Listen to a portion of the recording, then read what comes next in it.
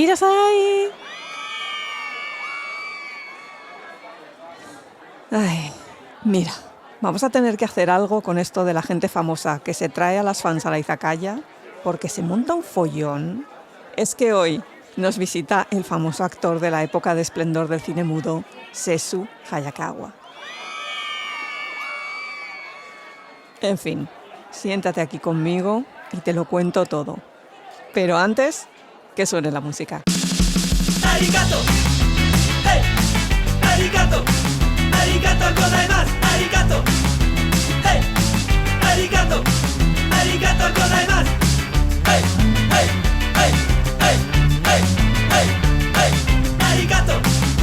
¡Hey! ¡Arigato! ¡Arigato gozaimasu! ¡Hey! ¡Hey! ¡Hey! ¡Hey! ¡Hey! ¡Hey! ¡Domo!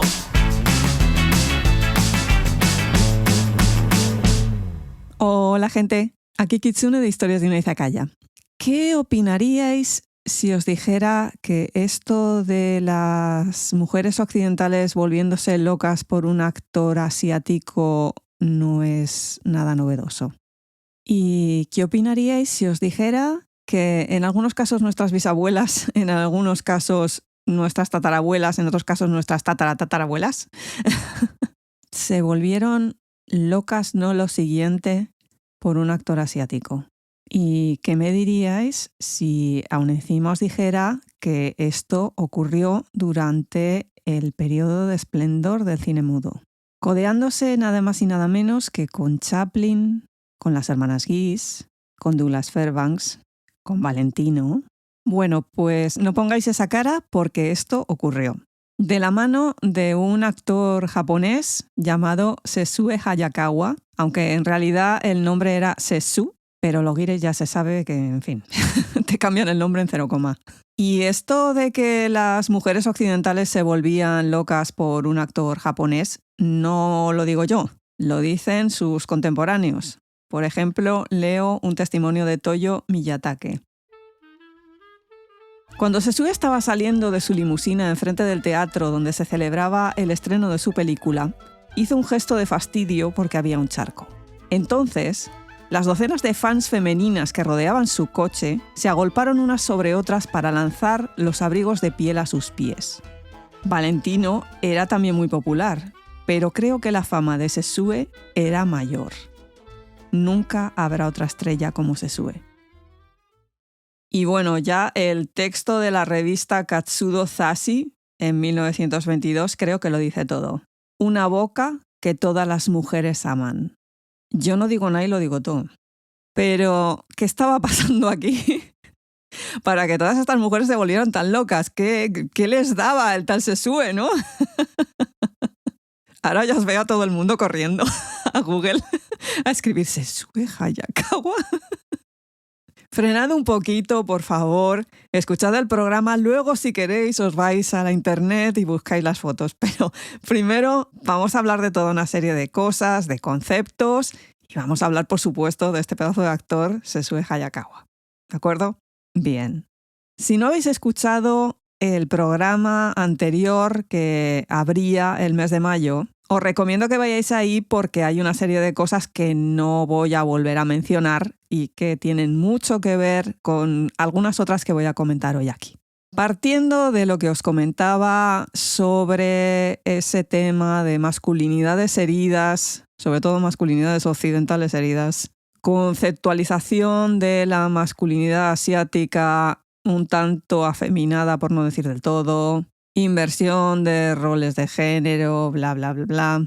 Todas esas cosas que estuve mencionando llevaron a la acuñación de un término bastante nuevo a principios del siglo XX, que fue el de The New Woman, la nueva mujer, y que hacía referencia a un tipo de mujer alejada de los ideales victorianos de ama de casa. Estas señoras lo que buscaban era poder implicarse en la sociedad a través del derecho a voto, poder entrar en el mundo laboral y poder participar en el mundo cultural. Pero estas tendencias no solamente afectaron a estos últimos, sino también a las esferas de consumo. Porque estas mujeres pasan a tener una vida social muy activa, fuera de la casa, quedan con las amigas, se relacionan con diferentes esferas sociales, desarrollan sus propias inquietudes y sus propios gustos, que en ocasiones además pueden financiar por sí mismas porque tienen un trabajo. Esto les proporcionaba una independencia que hasta ese momento no se había visto nunca, unida a una nueva cosa que los comerciantes nunca habían tenido en cuenta, y es el gusto femenino. Ahora ya no es el cliente, ahora es la cliente. Son ellas las que ponen los términos de cómo quieren las cosas, y ahí es donde entra lo que se denomina el gusto japonés, que constituía una forma de transgresión económica y sexual. Esto, aunque os suene raro, fue así, no me lo invento yo. Primero, por todo lo que os comenté en el programa introductorio en el que hablaba de que las mujeres encontraron en las cosas japonesas una forma de escapismo. Eran lo diferente, eran una manera de transgredir con lo que era su día a día. Y es que su día a día era muy triste. Porque cuando has estado en casa con la pata quebrada y no conoces otra cosa, ojos que no ven, corazón que no siente. Pero estas mujeres que salían, entraban, tornaban, giraban, se daban cuenta de muchas cosas. Y empezaban a querer ser más independientes. Lógico. Que eso, en cuanto a gustos se refiere, se transforma de un pues mira lo que me den, a un no, es que yo quiero esto. Es que a mí me gusta esto, es que a mí me apetece ver, consumir, comprar esto. El comerciante, si quiere vender, tiene que empezar a pensar también en sus clientes femeninas. Y eso también ocurrió en el mundo del cine con la creación de una cosa que se llamaron las matinés. Pases de películas por las mañanas porque era el momento en que las mujeres podían ir al cine. Esas amas de casa en las que el marido se marchaba por la mañana, los niños iban al colegio y ellas tenían ese momentito libre para hacer lo que a ellas les apeteciera. Y un entretenimiento bueno, bonito y barato era el cine. Sí, porque es que el cine hubo un momento determinado de su historia que era barato. Estoy hablando, por supuesto, de una determinada clase social que sería lo que correspondería a la clase media en ese momento. Las de clase alta, por supuesto, preferían irse al teatro. Siempre ha habido niveles. Y las de clase baja iban cuando podían y si podían. La cuestión es que estas mujeres no solamente obligan a los cines a abrir a las horas a las que les va bien, sino también a echar las películas que a ellas les apetece ver. Y aquí ocurre un fenómeno muy interesante, porque en ese momento es cuando aparece en pantalla la objetificación visual del hombre, que ya nuestras antepasadas tenían necesidades. En definitiva, el hombre que buscan las mujeres en pantalla es un hombre hecho por mujeres, una creación de, por y para las mujeres. No se trata tanto de un ser real de carne y hueso que te puedas encontrar por la calle.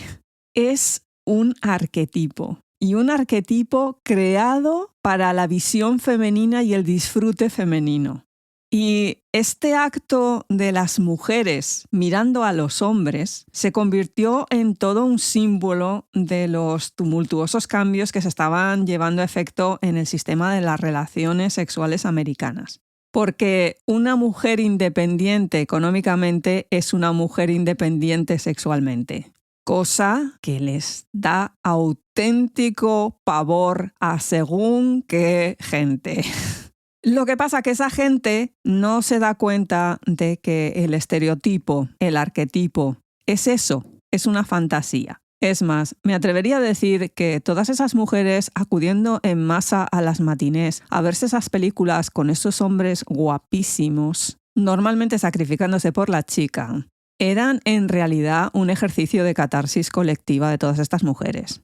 Vale que la distancia temporal, generacional, económica entre estas señoras y yo es abismal, pero la experiencia me enseña que normalmente cuando tienes un grupo de mujeres disfrutando de algún tipo de expresión cultural, sea música, sea teatro, sea cine, sean series, hay un extraño sustrato social que nos lleva a comentar la jugada.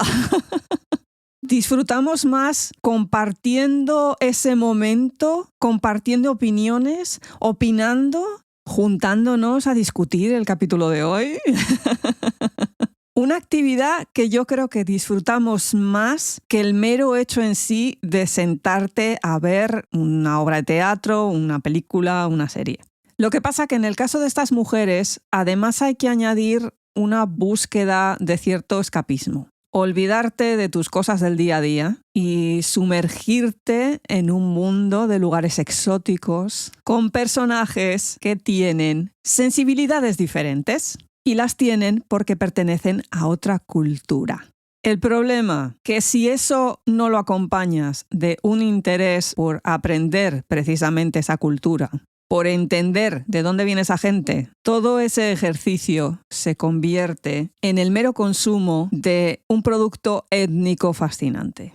Y eso es lo que pasaba con estas espectadoras occidentales. Y ahí estuvieron al quite avispados productores como Thomas Harper Ince, un tipo que de producciones en Nueva York se había trasladado a Los Ángeles, donde había creado un estudio de rodaje llamado Inceville, un falso pueblo del oeste que le servía para rodar películas de vaqueros. Pero hete aquí que un día se dio cuenta de que había un género muy de moda, que eran las películas de temática japonesa. Y el 12 de diciembre de 1913 fundó una subsidiaria de su productora llamada Imperial Japanese Company. Su idea era rodar películas que en ese momento se llamaban picturesque films, es decir, películas pintorescas, especializándose en temática japonesa, con estética japonesa, pero del gusto occidental. Este hombre no buscaba en absoluto representar el Japón real, el Japón verdadero.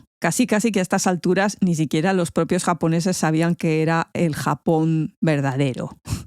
Tendrá que llegar casi la Segunda Guerra Mundial para que empiecen a planteárselo. Aquí este hombre iba a producir chinoiseries, que ahora ya sabéis lo que es, y también iba a contentar a esa audiencia femenina que os he comentado. Entra en escena la actriz Tsuruko Aoki. Esta mujer a mí me da una penica inmensa, porque es que no es que sea una figura olvidada, es que tal como la trataron sus propios contemporáneos, da mucha vergüenza. Si os acordáis, estuve hablando de la compañía teatral de Sadayako y cómo había llegado a los Estados Unidos. Bien, esta chica era sobrina del dueño de la compañía. Sí, Kawakami. Y la habían incorporado a la troupe primero para ser asistente de Sadayako, pero luego empezó a participar en las ceremonias de té que realizaba esta. En ese momento tenía 11 años. Pero resulta que tienen muchísimo éxito, deciden dar el salto a Europa y su tío no tiene claro eso de llevarse a la niña también por ahí a dar vueltas. Habla con un amigo suyo periodista en San Francisco, Aoki Toshio, y le pide que la adopte para que pueda quedarse legalmente en el país. Después de un tiempo, este muere y entonces ella pasa a ser adoptada por la periodista de Los Angeles Examiner, Louise Escher. Por lo tanto, tuvo que hacer la maleta y trasladarse a Los Ángeles. No tenemos información sobre qué tipo de educación recibió, no tenemos información sobre qué tipo de formación siguió, pero la siguiente noticia que tenemos de ella es que entra a trabajar en la compañía de teatro de Little Tokyo y allí la encuentra Ince. Porque este productor, vale que las películas esas japonesas que hacía eran un poco de chicha y nabo, pero al menos lo que hacía era buscar actores asiáticos. A ser posible japoneses, pero no siempre, ¿eh? Ve a Tsuru, le encanta cómo actúa y la hace protagonista de toda una serie de películas. La primera de ellas, La promesa de Otsuru-san. Y la segunda, Omimi-san. Pero esta vez había un secundario muy especial al que habían contratado porque ella le había conocido en una obra teatral en Little Tokyo. Y ese actor japonés tan joven y tan guapísimo se llamaba Kintaro Hayakawa.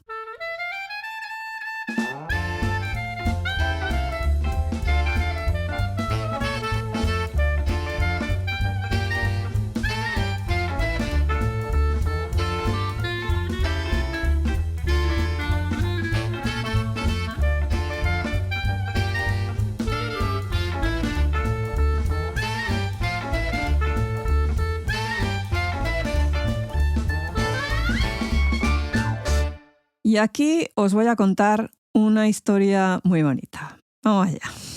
Este hombre nació el 10 de junio de 1886 en un pueblecito costero de la prefectura de Chiba llamado Nanaura. Su padre era un rico empresario pesquero que quería que su hijo entrara en la Marina Imperial, pero durante su etapa en la Academia Naval tuvo un desafortunado accidente a causa de una apuesta. Y es que resulta que se sumergió a demasiada profundidad y le reventó el tímpano. Así que no pudo continuar su formación y tuvo que volver a su casa.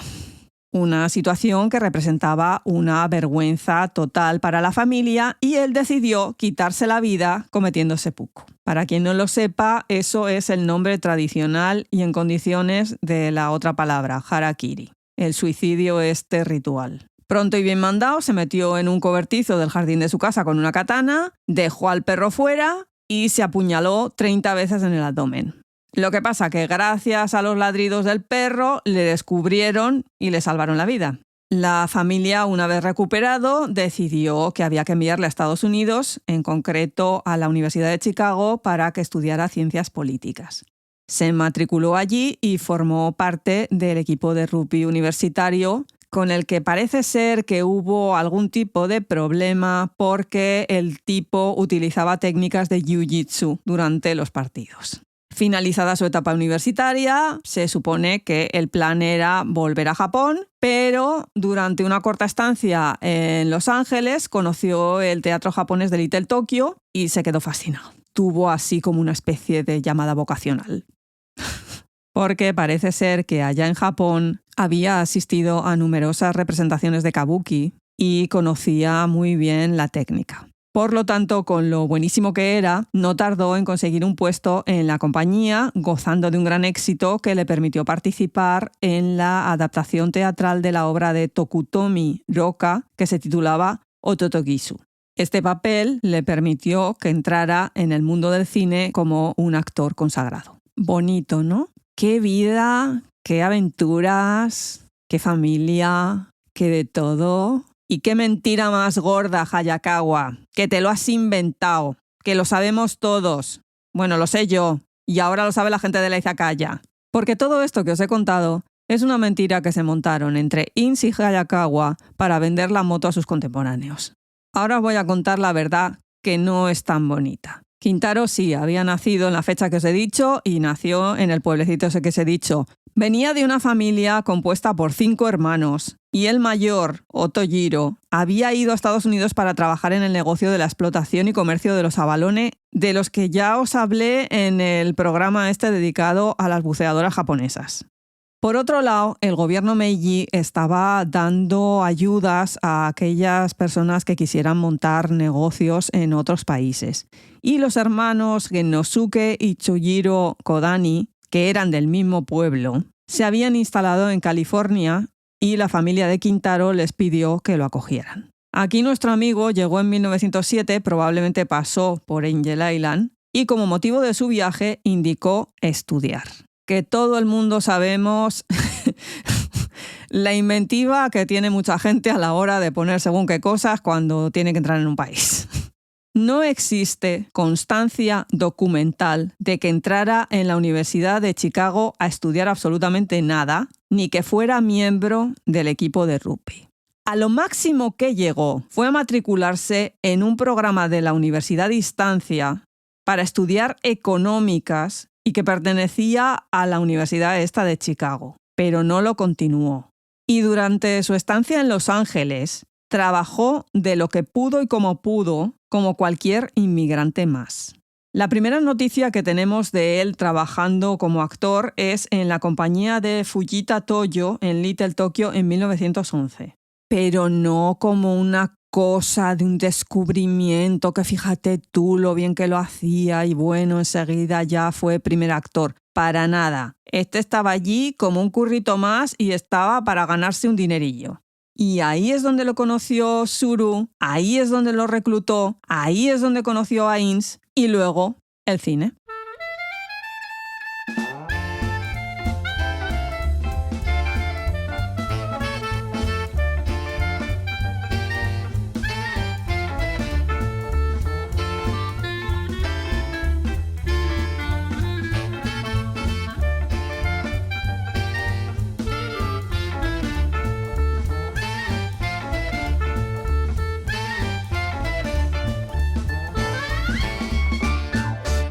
Pero claro, todo esto que os he contado no suena tan bonito, ¿verdad? Y el nombre de Kintaro no suena muy exótico, ¿no? Es en este momento en el que se cambió el nombre a Sessú, que significa en japonés campo nevado. Y la verdad que los japoneses, cuando le dices el nombre de este tío, el que se cambió, les suena raro. No es un nombre muy elegible. Y como os he dicho antes, los guiris esto de Sessú te lo pronuncian como yo te diga y al final terminó la cosa en Sessue.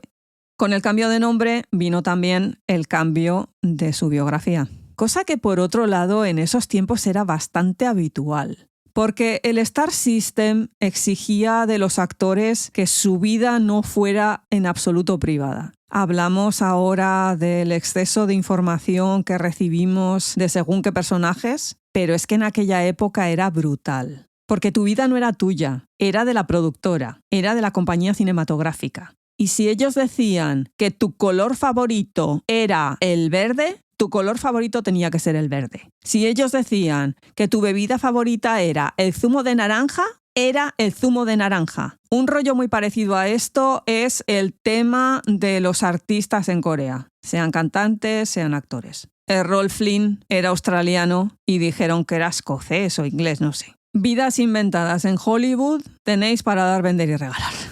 Así que Hayakawa no era la excepción. Para colmo es que aún encima tenía que participar en una serie de películas que, madre mía, de mi vida todas. La ira de los dioses, El tifón, El último de su estirpe, que en esta para colmo hacía de nativo americano.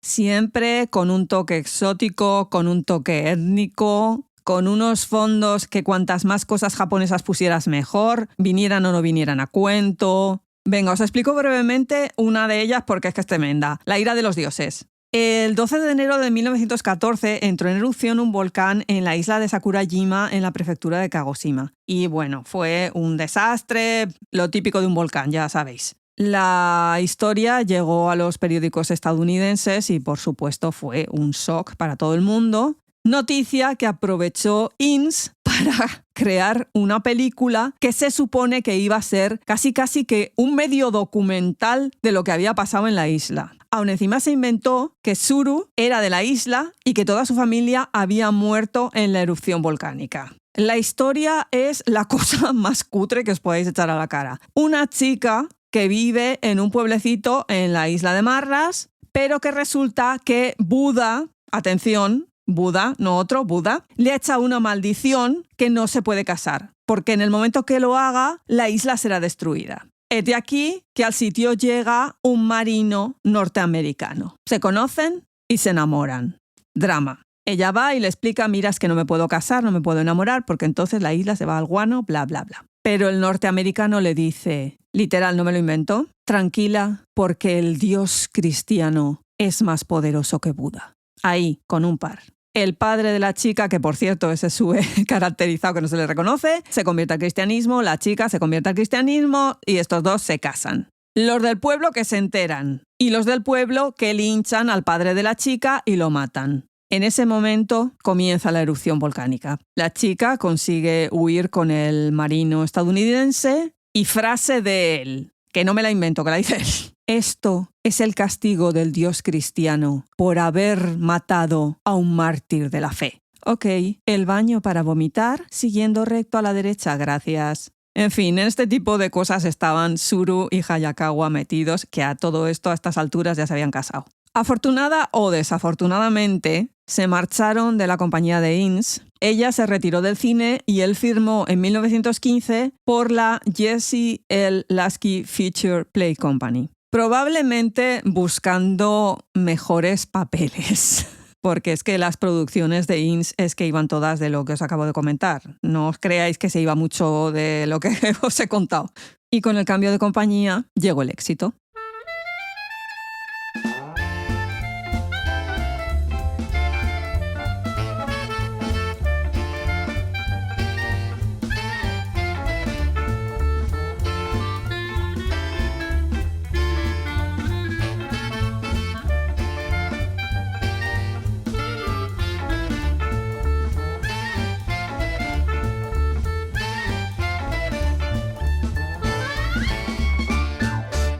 El 13 de diciembre de 1915 se estrenó The Cheat, El engaño, una película dirigida por Cecil B. DeMille, sí, ese, el famoso, sí, que hubiera pasado sin pena ni gloria, salvo por una serie de detallitos que hay ahí.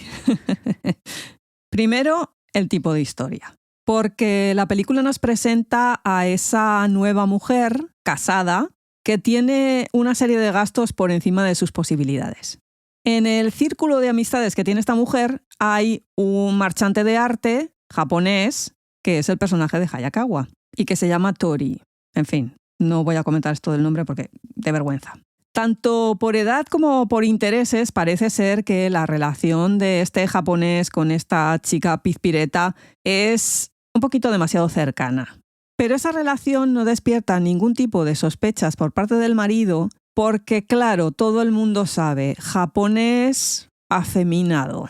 Idea que nos representan a lo largo del film con una serie de comportamientos que tiene Tori que no son los habituales del hombre hetero blanco.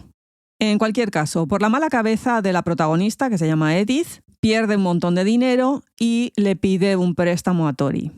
El problema es que Tori no es afeminado y tiene un plan. Yo te presto el dinero, pero me lo cobro en especie. ¿Lo habéis entendido, no? In extremis, ella consigue el dinero para devolvérselo, pero él considera que el acuerdo ya está firmado y que ella tiene que cumplir.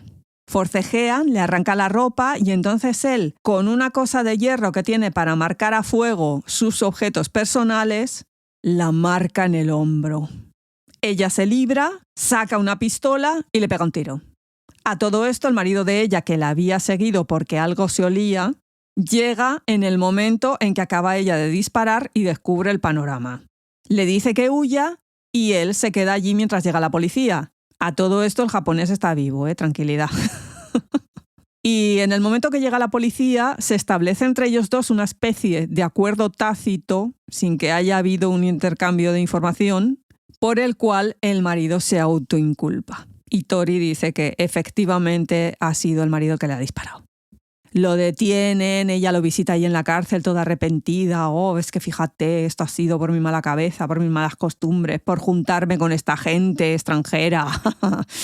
Y cuando llega al juicio, que él va a declarar y que ha sido él el que le ha pegado el tiro al japonés, ella interrumpe el juicio y confiesa todo lo que ha pasado.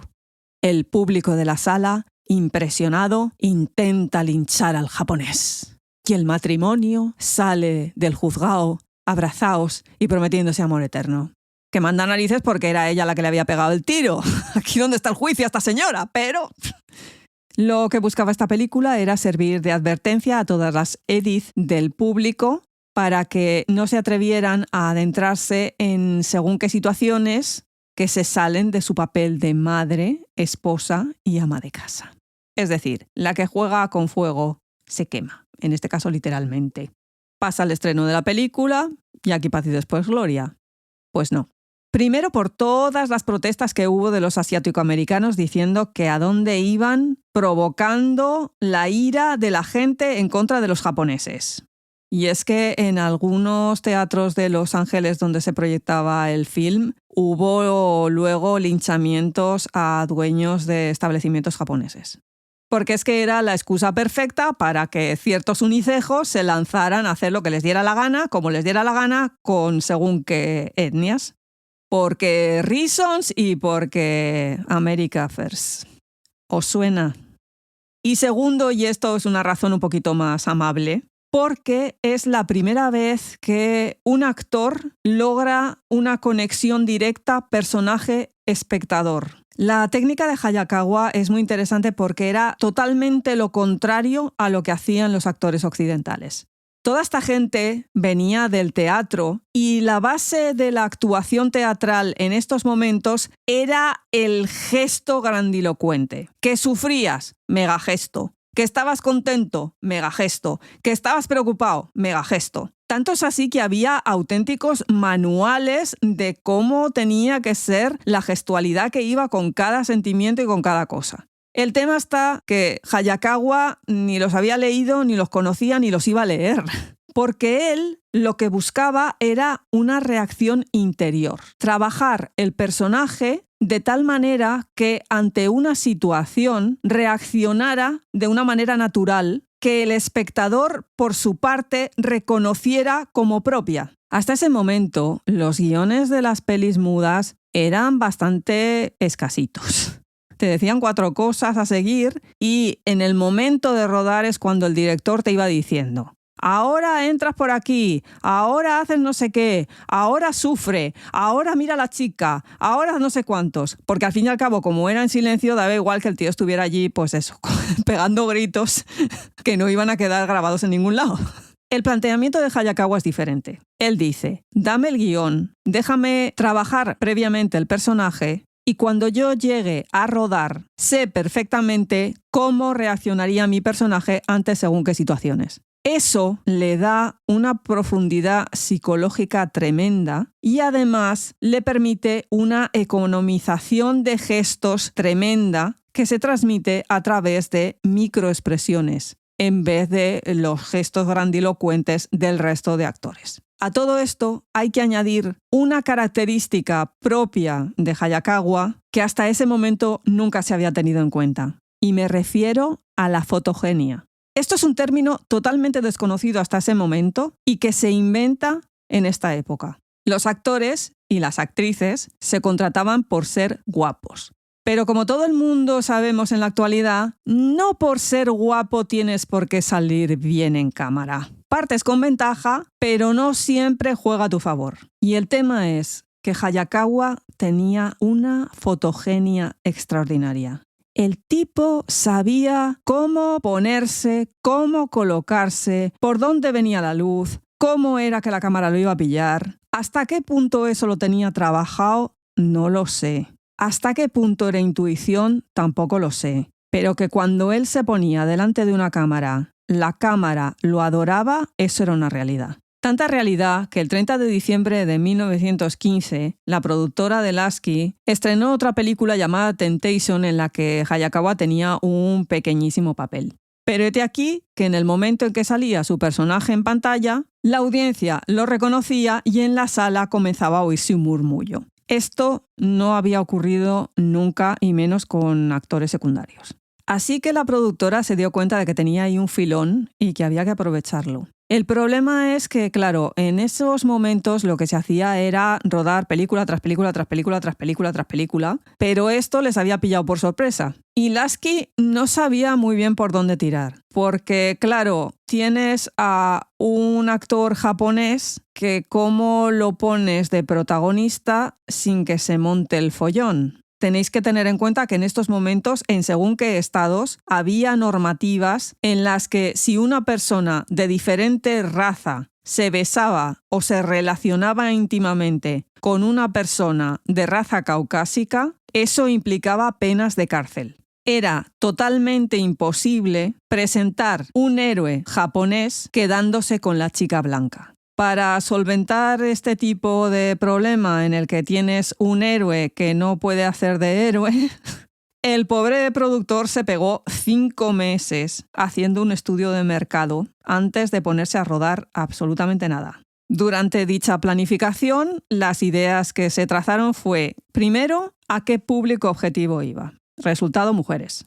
Segundo, a qué hora iban al cine. Resultado, por las mañanas. Y tercero, ¿cómo haces para que el público conecte con un héroe sin ser occidental, que las señoras queden todas encandiladas, pero a los señores no les entre una especie de rabia interna que te queme en el estudio porque se sienten amenazados por el japonés afeminado ese que se las está llevando a todas de calle? ¿Os suena? Para ello se crea el Matinee Idol. ¡Tará! La idea era bien sencilla. Tú pillas un personaje que en un primer momento parece malvado, pero que en realidad sus acciones son para salvar a la protagonista y morir noblemente en el intento. Como este muere, el hombre blanco se queda siempre con la chica agradeciéndole los servicios prestados. Es el equilibrio perfecto. Las contentas a ellas porque les das al japonés maromazo y los contentas a ellos porque tranquilos que el japonés muere. qué triste, qué pena. Y a eso se estuvo dedicando principalmente Hayakawa entre 1915 y 1918. Personajes que en un inicio tú piensas que es un tipo súper malvado, pero en realidad lo está haciendo porque ha visto que la chica tiene un problema o que la chica necesita ayuda de alguna manera y solamente así puede lograrlo. Para cuando la protagonista se entera de que todo lo que había detrás era para su beneficio y que ella ha sido salvada, el otro ya ha recibido su merecido castigo, entre comillas, o ha muerto en el intento. Y para consolarla, qué mejor que un hombre y muy blanco. Esto rodado una y otra y otra y otra vez. Y esto provocando que las señoras fueran una y otra y otra y otra vez al cine. ¡Ay, míralo qué guapo! ¡Ay, míralo qué malo parecía! ¡Ay, míralo cómo se ha sacrificado por la chica! Y venga a llorar y venga a romper corazones. Luego se preguntan que de dónde vienen esas cosas de las tías que nos gusta el personaje malvado. Pues si es que está todo inventado. Pero Hayakawa no era tonto, eso lo tenemos clarísimo. Y él lo que quería era rodar papeles un poquito más en condiciones. Una cosa que le permitiera interpretar a un japonés, que es lo que era él. Así que, pronto y bien mandado, en marzo de 1918 fundó su propia compañía que llamó Haworth Pictures Corporation.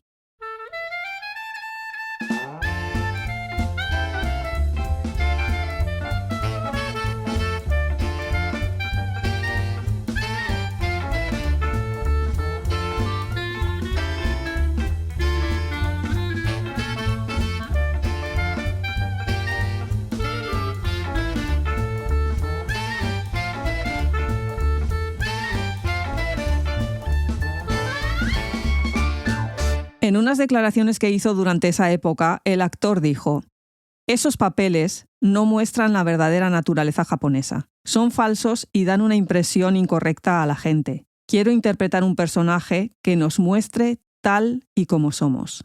Y es que había tenido muchísimos problemas después de The Cheat, a cuenta de las protestas de los japoneses americanos que hicieron que el 29 de diciembre de 1915 tuviera que escribir una carta de disculpa que se publicó en el periódico de mayor tirada de Little Tokyo en Los Ángeles.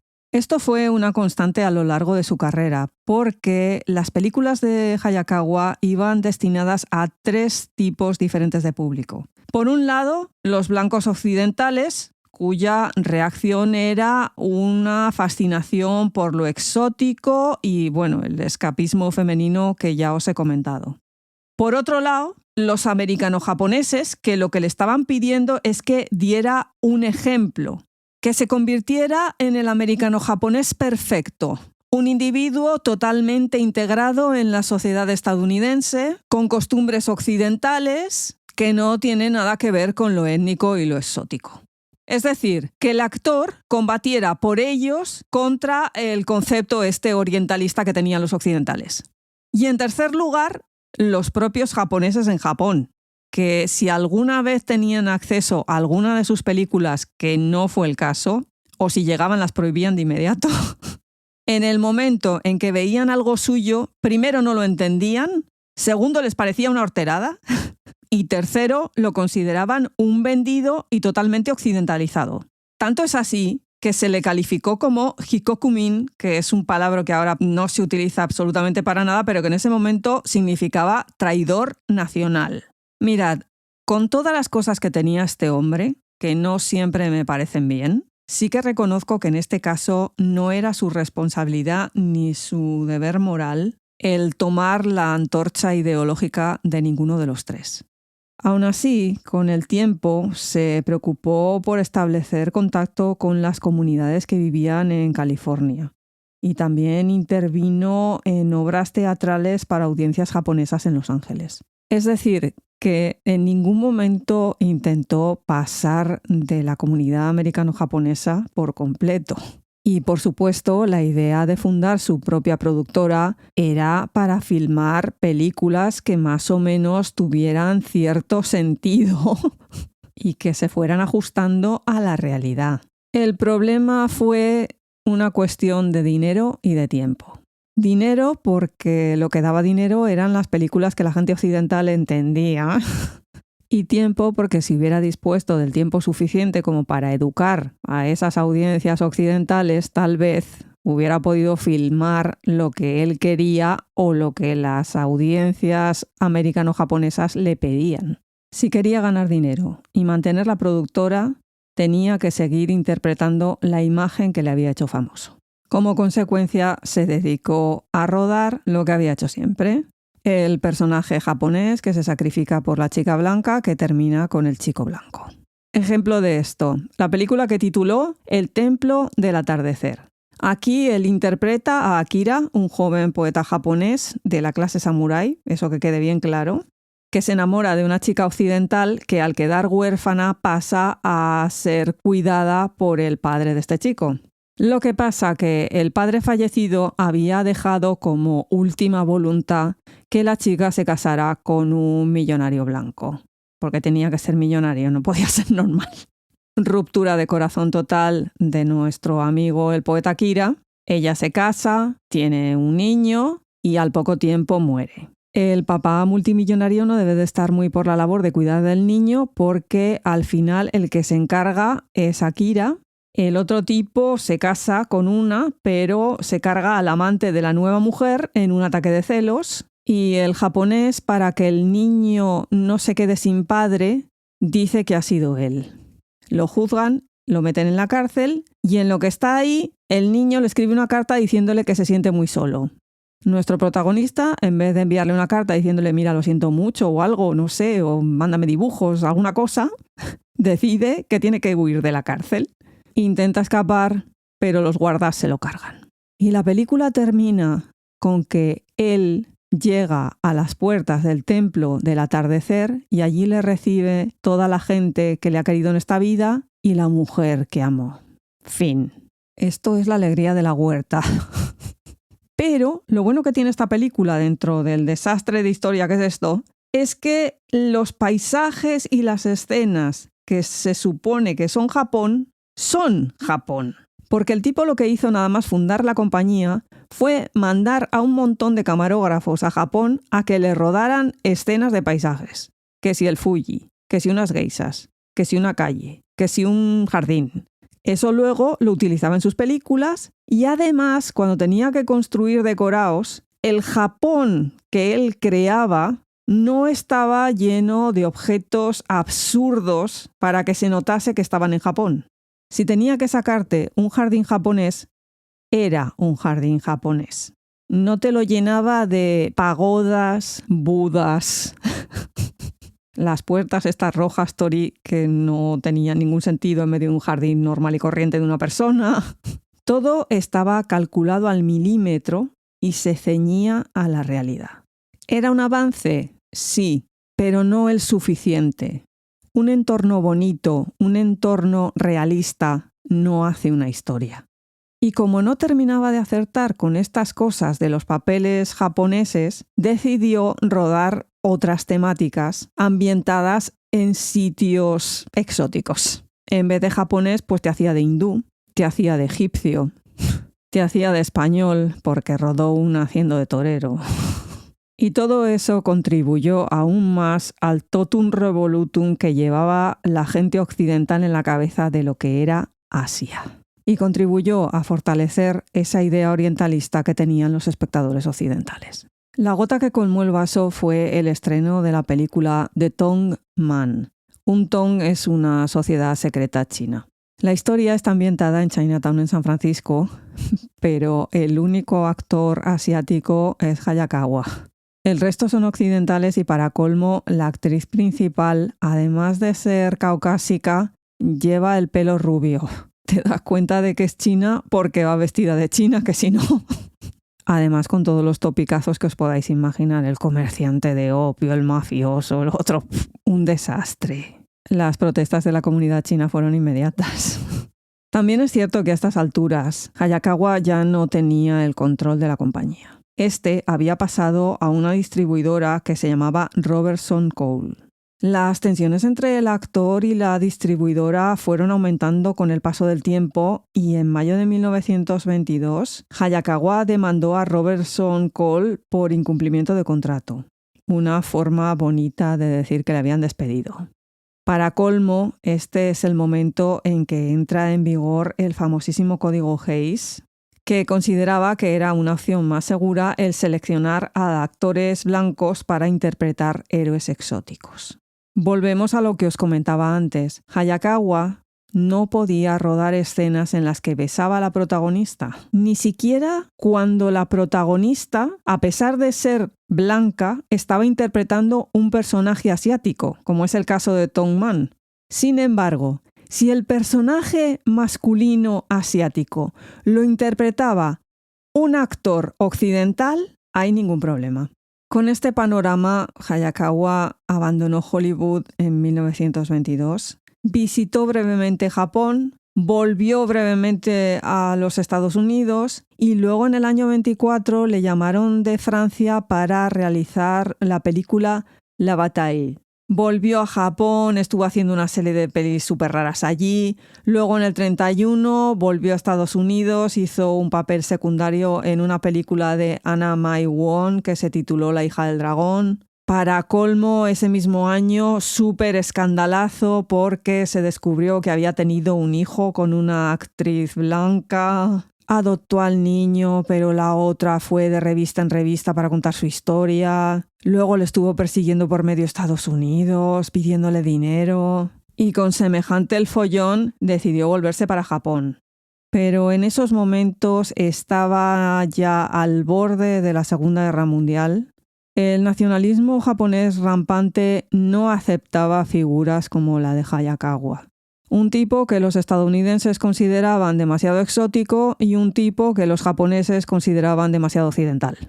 Para el tipo de películas propagandísticas que se estaban filmando en ese momento en Japón, Hayakawa no cuadraba. Tuvo que hacer de nuevo las maletas, se marchó a Francia y afortunadamente le pilla allí la Segunda Guerra Mundial.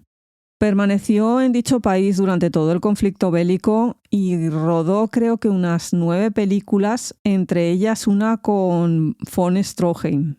Acabada la guerra, curiosamente, volvió por Estados Unidos porque le llamó Bogart, sí, Humphrey Bogart, para que apareciera en su película Tokyo Joe, que se estrenó en el año 1949.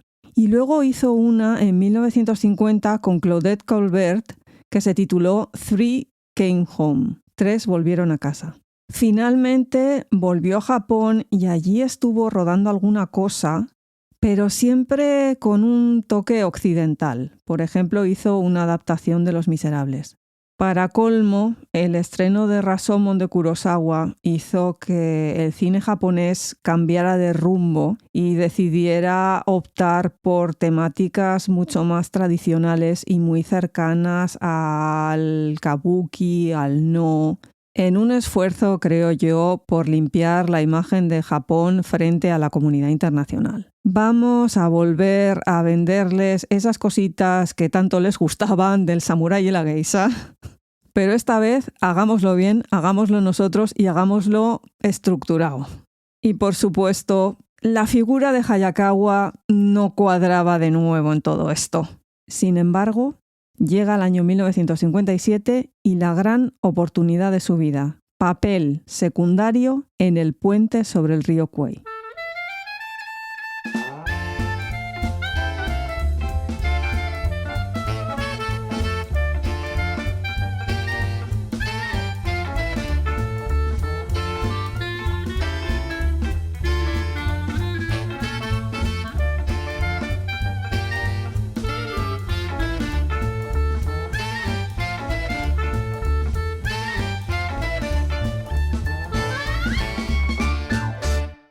Para la gente que haya visto la película, por favor, recoged vuestras mandíbulas del suelo.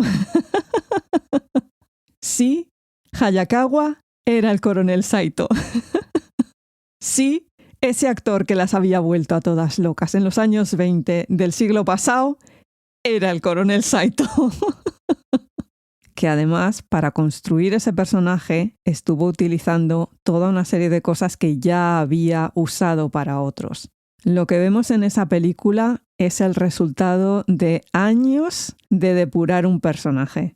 Y claro, exitazo total, nominado como mejor actor secundario ese año para los Oscar, y que las productoras volvieran a llamarlo, lo que pasa que claro, para hacer ese mismo papel una y otra y otra y otra vez.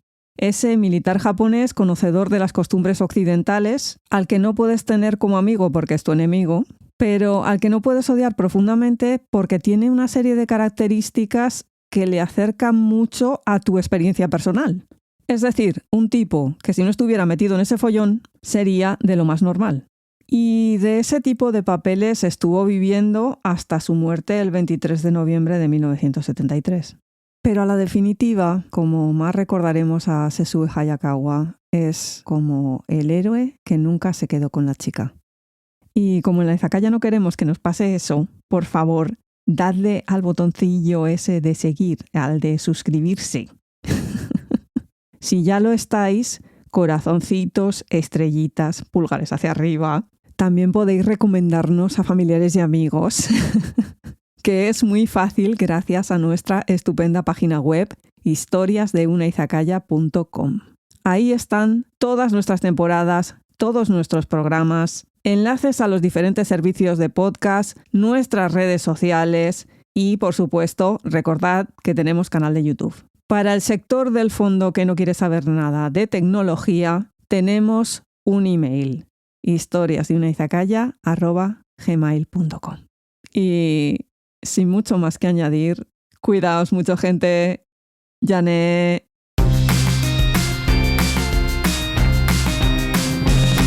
Arigato. Hey. Arigato.